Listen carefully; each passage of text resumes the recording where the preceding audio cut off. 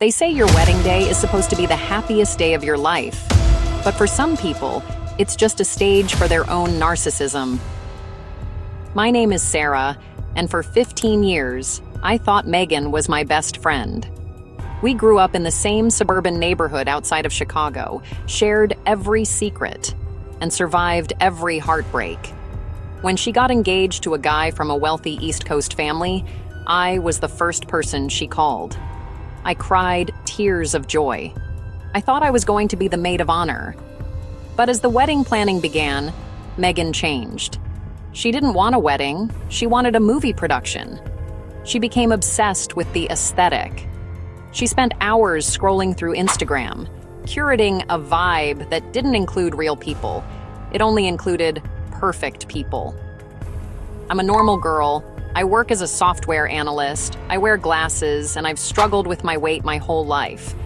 I'm not a model, but I've always been there for her, or so I thought.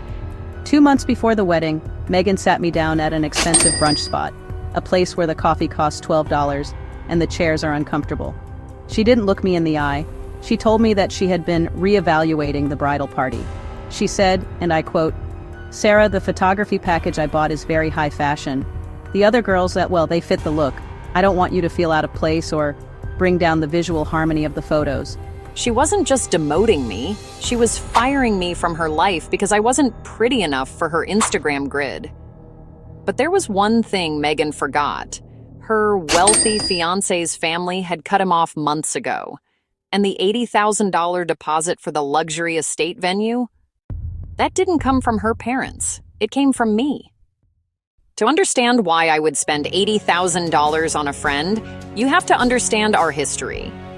5 years ago, I inherited a significant sum from my grandmother. I lived modestly, invested well, and kept it a secret. Megan, on the other hand, lived a life of credit card debt and fake it till you make it luxury.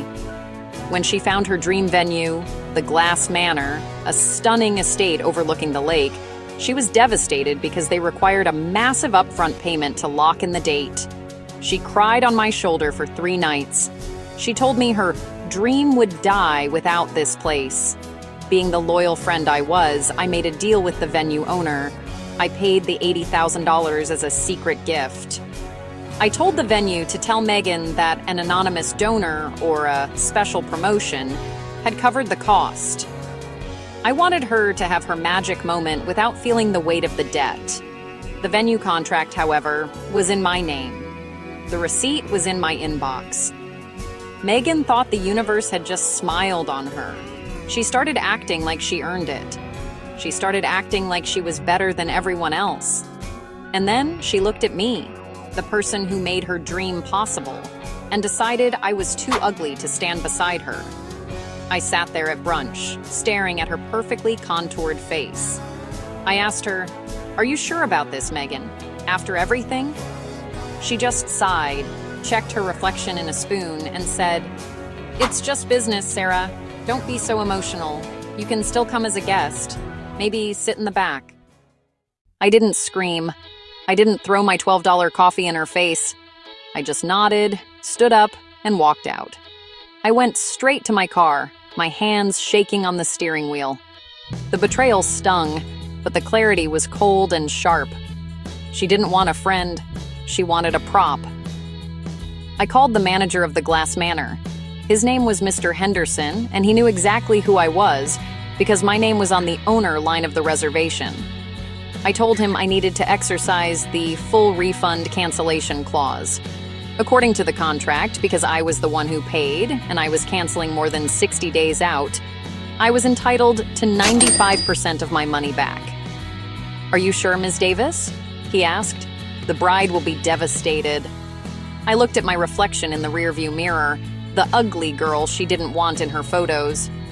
"I'm sure," I said.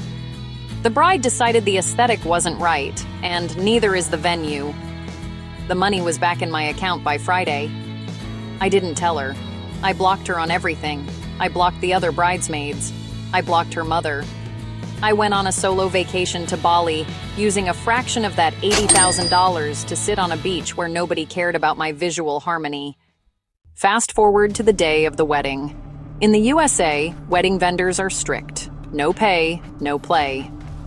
Megan showed up at the Glass Manor at 8 a.m. with her hair and makeup team, her model bridesmaids, and 3 truckloads of flowers.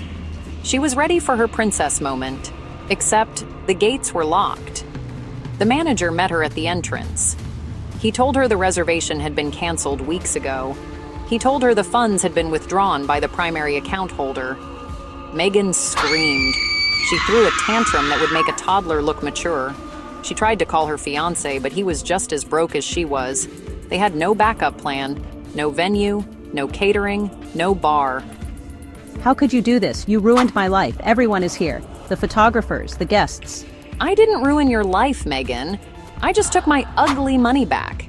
Since I wasn't going to be in the photos, I figured you wouldn't need me to pay for the background either. You wanted a perfect aesthetic? Well, now you have the most minimalist aesthetic of all, an empty parking lot. She lost everything. The wealthy fiancé's family found out the truth about their finances during the chaos. The wedding was called off. The friends she chose over me? They disappeared the second the champagne stopped flowing. She had spent so much time worrying about the look of her life that she forgot to build a life worth looking at. Justice is a funny thing. It doesn't always come in the form of a court case or a physical fight. Sometimes it's just the quiet withdrawal of support from the people you took for granted. Megan is now working 2 jobs to pay off the debt from the dress and the flowers she couldn't return.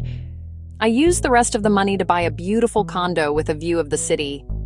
I have a new circle of friends who don't care if I'm wearing glasses or if I've had a bad hair day. They care about my heart. The moral of the story? Never treat the people who build your stage like they are just part of the scenery. Because the moment the scenery walks away, the lights go out, and you're left standing in the dark, alone. Subscribe if you think she got exactly what she deserved. This is karmatized.